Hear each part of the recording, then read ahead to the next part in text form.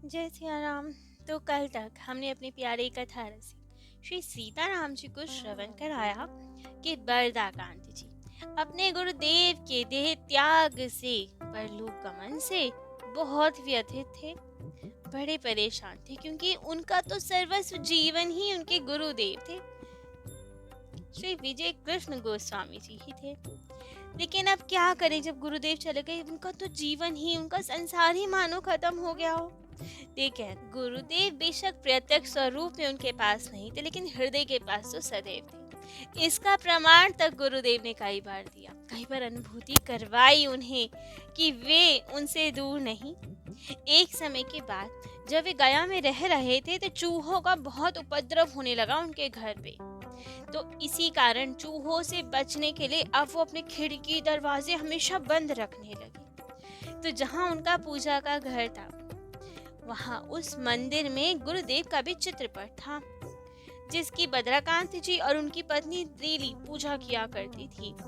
लेकिन एक समय के बाद भयंकर भीषण गर्मी पड़ रही थी और खिड़की दरवाजे तो सब बंद ही रखते थे आप। तो उस दिन रात्रि में गिरिबाला देवी अर्थात बद्रकांत जी की पत्नी को स्वप्न आया। स्वप्न में गुरुदेव ने दर्शन दिया और कहा, खिड़की बंद रखने के कारण हमें बहुत गर्मी लग रही है, पसीने से हम तरबतर हो गए हैं। तो आप जैसे ही स्वप्न देखा कि गुरुदेव को कितना पसीना आ रहा है, कितनी गर्मी हो रही है, उनकी नींद खुल गई और अपने पति को भी जगाया। तुरंत गए ठाकुर बाड़े में अपनी ठाकुर जी के स्थान पे और वहां जाकर तुरंत सब खिड़कियां खोली, चित्रपट को शीशे से निकाला और गुरुदेव को पंखा झलने लगे। देखा चित्रपट पे पसीने की श्वेत की बूंदें थी, तुलसी पत्र से वो श्वेत की बूंदें, पसीने की बूंदें साफ की और फिर उस तुलसी पत्र को ग्रहण किया। वो ग्रहण किया तो बड़ा मधुर स्वाद उसका, अद्भुत सुगंध उसमें। ऐसे ही एक बार और बद्रकांत जी की पत्नी गिरिबाला देवी के कुछ दिनों से सर में बहुत दर्द हो रहा था, छटपटा रही थी सर दर्द के कारण, कोई इलाज ही नहीं लग पा रहा था। तो एक दिन विजय कृष्ण गोस्वामी जी ने उन्हें स्वप्न दिया और कहा, पुरानी पुस्तकों का जो लकड़ी का बक्सा है उसमें एक ताजी जड़ रखी है, उसे धारण करो, उसे धारण करने से सिर दर्द ठीक हो जाएगा। अब स्वप्न पे उन्हें और बद्रकांत जी को विश्वास नहीं आया कि इतना पुराना डब्बा रखा है, उसमें ताजी जड़ कहाँ से हो सकती है, कितने समय से तो वो बक्सा खोला ही नहीं। लेकिन फिर भी जब गुरुदेव ने स्वप्न दर्शन दिया, कहा तो देख लेना चाहिए एक बार। इसी नाते उन्होंने वो बक्सा खोला, धूल से भरे हुए थे सारे ग्रंथ, उसमें निकाला, एक एक को साफ किया और देखा अंत में सबसे नीचे वाली पुस्तक पे जड़ रखी हुई थी जो ताजी थी। आप वे तो देख के हैरान हो गए। तुरंत गिरिबाला देवी ने श्रद्धा पूर्वक उसे अपने माथे से लगाया और धारण किया। धारण करने के साथ ही उनका सिर दर्द तुरंत ठीक हो गया।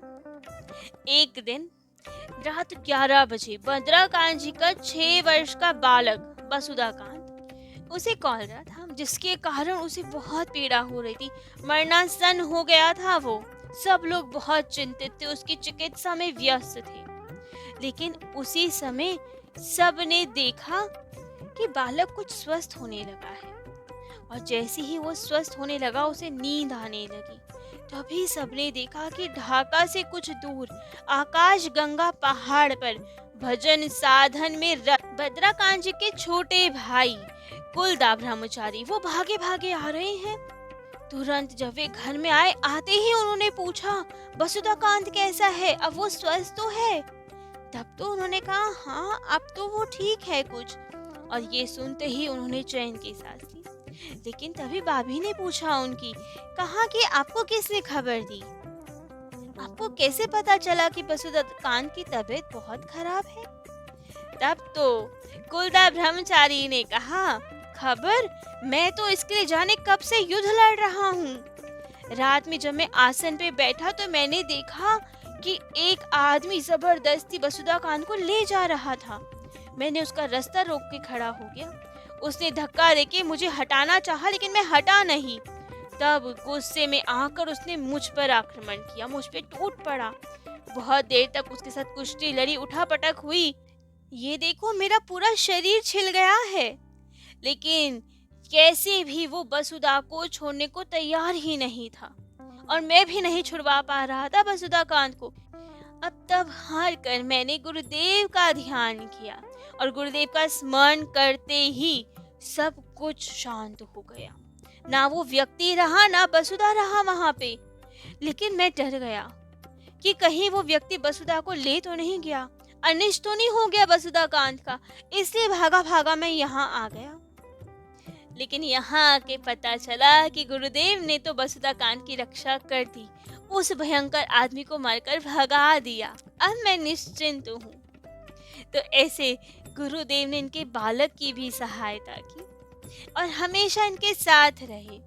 6 वर्ष बीत गए थे वहीं गया में रहते रहते, सुखपूर्वक भजन करते करते, गुरुदेव की ऐसी ही कृपा की अनुभूति करते करते। तब एक दिन और गुरुदेव ने गिरबिला देवी को स्वप्न दिया और कहा, अब गया में रहने की आवश्यकता नहीं है, बद्राकांत को अब वकालत करने की भी आवश्यकता नहीं है, क्योंकि उसका सब कर्म भोग पूरा हो चुका है। अब तुम लोग गेंदारिया चले जाओ और मेरी भजन स्थली के निकट ही मकान बनाकर रहो, भजन करो। तुम दोनों का अब सब भार मेरे ऊपर है, तुम्हें कुछ करने की आवश्यकता नहीं है। अब जब गिरबिला देवी ने अपने पति को स्वप्न सुनाया तो बद्राकांत जी तो हमेशा गुरुदेव की आज्ञा में ही रहते थे। इतने सब स्थान पहले ही छोड़ के आ चुके थे, अब एक और की बारी थी। इस बार भी अब गुरुदेव ने जैसे ही कहा, गया छोड़कर चले जाओ, तुरंत गया का मकान, घोड़ा गाड़ी, माल वाल सब पानी के मूल्यों पे बेचा और गेड़ारिया चले गए। वहां मकान बनाया। मकान की 4 दीवारी के भीतर ही उन्होंने एक निर्जन स्थान में पंचवटी की तरह कुंज बनाया। उस कुंज में वट वृक्ष लगाया और वट वृक्ष के नीचे अब धूने कुंड की स्थापना करके धूने के सामने आसन जमा कर उस पर नियम पूर्वक भजन करने लगे। वे रात्रि में 2:30 बजे से लेकर दोपहर के 2:30 बजे तक जप, ध्यान, कीर्तन आदि किया करते थे। बीच में स्नान पूजा आदि के बाद केवल सामान्य जलपान किया करते थे। दोपहर का भोजन नहीं करते थे और संध्या समय फिर जप ध्यान में बैठ जाते थे। रात्रि में थोड़ा बहुत अल्पाहार लेकर भोजन आदि के बाद फिर शयन किया करते थे। ये नियम उन्होंने 12 वर्ष तक निभाया। लेकिन इसके बाद उन्होंने देखा कि अचानक अपने आप ही अब उनका नियम शिथिल पड़ता जा रहा था। शुचि अशुचि इसका कोई ध्यान नहीं रह पा रहा था उन्हें। अब वे अचानक से किसी समाधि में, किसी अनुभूति में डूब जाया करते थे। उनके नेत्र अचानक सजल हो जाया करते थे अनुभूति करते करते। मुख पर एक अद्भुत तेज विराजित हो जाता था। अद्भुत आनंद में तन्मय हो जाया करते थे वे। तो बद्राकांत साधन भजन के लिए किसी पहाड़, पर्वत, वन, उपवन कहीं नहीं गए। वे संसार में रहकर गृहस्थी के बीच रहते हुए ही गुरुदेव की पूजा, उपासना, जप, ध्यान के मार्ग द्वारा ही भजन किया करते थे। गुरु में उनकी निष्ठा अतुलनीय थी। गुरु के आगे तो वे ग्रह, नक्षत्र आदि को भी नहीं मानते थे, उनकी भी अवमानना करते थे। वे कहा करते थे, हमने सदगुरुदेव का आश्रय लिया है, हमारे ऊपर ग्रह, नक्षत्र आदि का कोई प्रभाव नहीं हो सकता। हम मरेंगे तो गुरुदेव की इच्छा से, जीवित रहेंगे तो गुरुदेव की इच्छा से। वे गुरुदेव का नाम लेकर भयंकर से भयंकर स्थिति में भी कूद पड़ते थे बिना भय के, केवल अपने गुरुदेव के भरोसे। एक समय ऐसा ही हुआ था। एक बार वे अपने बेटे की पत्नी को उनके मायके से लिवा कर ला रहे थे और साथ में था उनके एक बक्सा जिसमें बहू के खूब सारे गहने आदि थे। लोहगंज घाट पर वो स्टीमर में बैठ, परंतु जल्दी जल्दी में स्टीमर में वो बक्सा रखना भूल गए और स्टीमर चल पड़ा। अब उन्होंने जाके कप्तान से कहा कि स्टीमर वापस ले लो, हमारा बहुत जरूरी सामान रह गया है। लेकिन कप्तान कहाँ इनकी मानने वाला था, उसने बात अनसुनी कर दी। तब तो उन्होंने पुत्र वधू को, अपनी बहू को तो वहीं स्टीमर में बैठे रहने को कहा और आसपास के अपने भाई बंधु को कहा कि इनका ध्यान रखना, और स्वयं प्रस्तुत हुए तैर कर जेटी तक जाने के लिए, बक्सा लेकर आने के लिए। तो अब जैसे ही उन्होंने अपने गुरुदेव का स्मरण किया, कूदने को तैयार ही हुए वे, इतने में ही एक प्रचंड हवा का झोंका आया। प्रचंड थपेड़े से जहाज ही घूम गया और सीधा जाकर जेटी के निकट पहुंच गया।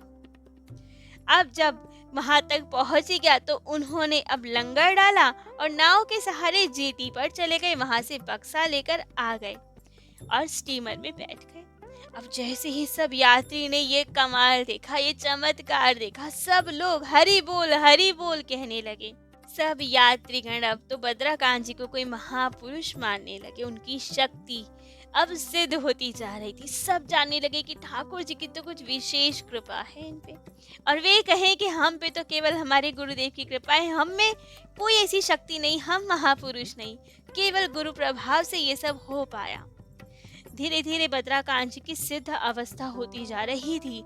सब लोग उनसे अब दीक्षा लेना चाहते थे, सिद्ध संत के स्वरूप में जानते थे। लेकिन बद्रकांत जी कैसे ही दीक्षा दे दे, बिना गुरुदेव की आज्ञा के दीक्षा नहीं दी जा सकती। ये एक नियम है।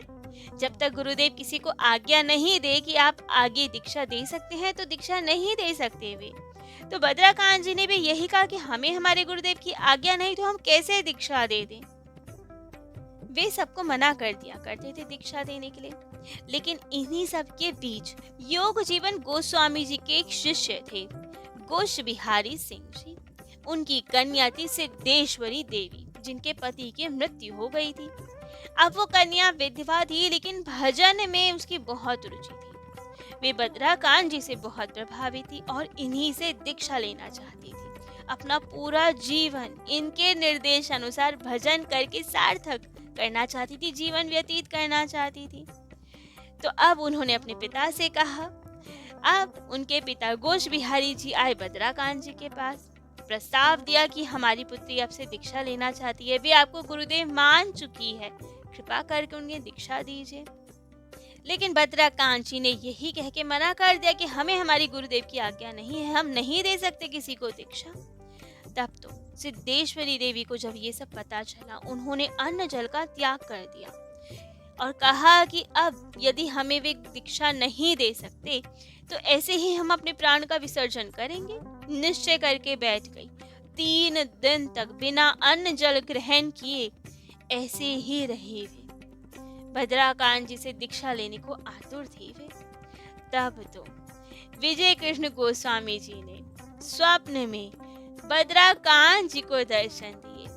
बद्रकांत जी तो अभिभूत अपने गुरुदेव के दर्शन करके। तब उन्होंने कहा कि तुम्हारे साधन रूपी वृक्ष में अब फल आ गए हैं, अब ये फल दूसरों को भी दो, दूसरे लोग भी इसका उपभोग कर पाए, ये तुम्हारा कर्तव्य है। कृपणता उचित नहीं है, उदार बनो, दीक्षा प्रदान करो। और जब अब गुरुदेव ने ही आज्ञा दे दी तो बद्रकांत जी क्या ही कर सकते थे। उसके बाद बद्रकांत जी ने सिद्धेश्वरी देवी और अन्य 3 व्यक्तियों को दीक्षा प्रदान की। आगे चलकर तो अब उदारता पूर्वक दीक्षा देने लगे, बहुत लोगों को दीक्षा दी। दीक्षा के समय वे शिष्यों से यही कहते थे, मैं तुम्हारा गुरु नहीं हूँ, सबके गुरु गोस्वामी जी है, विजय कृष्ण गोस्वामी जी। उन्होंने तुम सबका भार ग्रहण किया है, मैं केवल तुम्हें उनके चरणों में डाल देता हूँ और आगे का भार वहन वे करेंगे, तुम उन्हें ही अपना गुरु मानो। लेकिन इसका ये मतलब नहीं था कि वे अपना दायित्व नहीं स्वीकार करते थे। जहाँ पे बात आती थी शिष्यों की, वे अपना पूरा दायित्व स्वीकार करते थे, अपने शिष्यों की हर प्रकार से सहायता करते थे। वे कहा करते थे शिष्यों से, जब तक तुम सबकी मुक्ति नहीं हो जाएगी तब तक मेरी भी मुक्ति नहीं होगी। नाम करो, नाम द्वारा अपना कर्म क्षय करो, तभी तुम द्रुत गति से अग्रसर हो पाओगे और मेरा भी ये भार कम होगा। इसी प्रकार तुम मेरी सहायता कर पाओगे। यही सही मायने में प्राकृत गुरु सेवा है। तो सब भजन करो, सब नाम करो। भद्राकांत जी ने तो बांकुड़ा में एक आश्रम की भी प्रतिष्ठा की। आश्रम में साधन भजन संबंधित बहुत सारे कार्यों की सूची तैयार की जाती थी और सब उसके अनुसार साधन भजन अनुष्ठान आदि सब किया करते थे। हर वर्ष फागुन त्रयोदशी के दिन विराट उत्सव भी किया जाता था, जिस दिन उस आश्रम की स्थापना हुई थी, जिसमें भद्राकांत जी के दूर दूर से शिष्य आया करते थे, सब भजन किया करते थे। परंतु सन 1942 का बांकुड़ा आश्रम का वो वार्षिक उत्सव सबसे विशेष था। इस उत्सव में तो भद्राकांत जी ने अपने शिष्यों को पत्र भेजकर बुलाया था। कहा था अपने शिष्य को, मेरी इच्छा है कि इस उत्सव में तुम लोग सब आकर योगदान करो। तुम्हारे साथ मेरा ये अंतिम आनंद उत्सव है। मेरा कार्य पूर्ण हो गया है, तुम्हें ये अवसर फिर नहीं मिलेगा। इस उत्सव में अब बहुत सारे शिष्य आए, गुरुदेव के श्री चरणों के दर्शन किए। गुरुदेव ने सबको प्राण भर कर आशीर्वाद दिए। उत्सव के बाद वे गए मंदिर के भीतर और विजय कृष्ण गोस्वामी जी के श्री विग्रह को सजल नेत्रों से बहुत देर तक निहारते रहे। जाने दोनों में क्या वार्तालाप हो रही थी, कोई नहीं जान पा रहा था। और इसके बाद उन्होंने आश्रम की परिक्रमा की, उसके पेड़ पौधे तरु लताओं से विदा मांगी और उसके बाद मोटर पे बैठ के निकल पड़े कलकत्ता के लिए। कलकत्ते में बहुत सारे लोगों को दीक्षा दी और उसके बाद गए ढाका। कलकत्ता में उनका स्वास्थ्य थोड़ा खराब हो गया था, लेकिन ढाका पहुंचते ही वो पूर्ण स्वस्थ हो गए फिर से। उस दिन उनके छोटे लड़की की बहू ने उनके लिए बहुत सारे व्यंजन बनाए थे जो जो उन्हें प्रिय थे। भोग आदि लगाया गया और भोग के पश्चात प्रसाद का थाल आपके सामने लाके रखा गया। वे 5 मिनट तक सर नीचा करके थाल के सामने प्रणाम करते रहे। इनकी पत्नी ने पूछा, इतनी देर तक कैसे झुके रहे हो? क्यों, क्या हो गया? क्यों झुके हुए हो?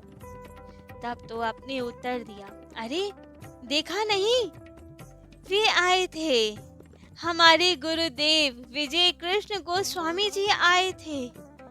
और इतना कह के थोड़ी देर बाद श्री भद्राकांत जी सदा के लिए मौन हो गए, पार्थिव शरीर छोड़ दिया। भद्राकांत जी ने न जाने कितनी बार अपने गुरुदेव से प्रार्थना करते हुए कहा था, गुरुदेव तुम ही हो मेरे राजा महाराजा महाराजाधिराज। हे दयाल, हे प्रभु, हे कंगाल एक शरण, हे दीन दयार्द्रनाथ, हे करुणाक सिंधु, दया करो, अपने चरण कमल की छाया प्रदान करो। मुझे नहीं चाहिए मुक्ति भुक्ति, नहीं चाहिए और कुछ भी, चाहिए केवल तुम्हारे चरणों में रतिमति और विशुद्ध भक्ति। मुझे अपने चरणों में ले लो प्रभु। गुरुदेव ने आज उनकी ये करुण प्रकार सुन ली थी। वे स्वयं आए थे भद्राकांत जी को लेने और उन्हें ले भी गए। कितने ही चरित्रों में हम सुनते हैं कि भक्त यही चाहते हैं कि ठाकुर जी के अंतिम दर्शन हो, ठाकुर जी हमें अपने साथ ले जाएं, ले भी जाते हैं। ठाकुर जी मैया प्रकट होती हैं, भक्तों को ले जाती हैं। लेकिन ये ऐसे भक्त हुए जो हमेशा अपने गुरुदेव से प्रार्थना करते थे कि मुझे आपकी चरण शरण चाहिए, आप आइए, आप लेकर जाइए मुझे। और इनके गुरुदेव भी ऐसे अद्भुत जो इनके साथ भी सदैव रहे, अलौकिक देह से इनके साथ रहे, स्वयं आए, इनको अपने साथ लेके गए। भद्राकांत जी थे एकांत एक निष्ठ गुरु भक्त। वे गुरु भक्ति के सहारे ही भव सागर से पार हो गए और न जाने कितनों को पार कर गए।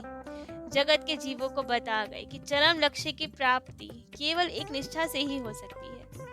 एक निष्ठा चाहे अब गुरु चरणों के प्रति हो या श्री भगवान के प्रति या उनके नाम के प्रति या धाम के प्रति, लेकिन होनी पूर्ण तरह से एक निष्ठा चाहिए। जैसे भद्राकांत जी की थी एक निष्ठा अपने गुरुदेव के प्रति, वैसे अद्भुत थे भद्राकांत जी और उनके अद्भुत थे गुरुदेव जी। जब शिष्य इतने अद्भुत हैं तो उनके गुरुदेव कितने अद्भुत होंगे, कितने सामर्थ्यशाली होंगे, कितने सिद्ध संत होंगे जिनके शिष्य ऐसे हैं जो देह त्याग के बाद भी अपने शिष्य के लिए स्वयं प्रकट हुए, ले गए। तो कौन थे इनके गुरुदेव? विजय कृष्ण गोस्वामी जी। क्या थी उनकी कथा, कैसा उनका साधन पथ था। अब तो प्यारे कथा रसिक को ये भी श्रवण करना है। तो कल से अपने प्यारे कथा रसिक श्री सीताराम जी को श्री विजय कृष्ण गोस्वामी जी का चरित्र श्रवण कराएंगे। आज के लिए इतना ही। जय जय श्री सीताराम।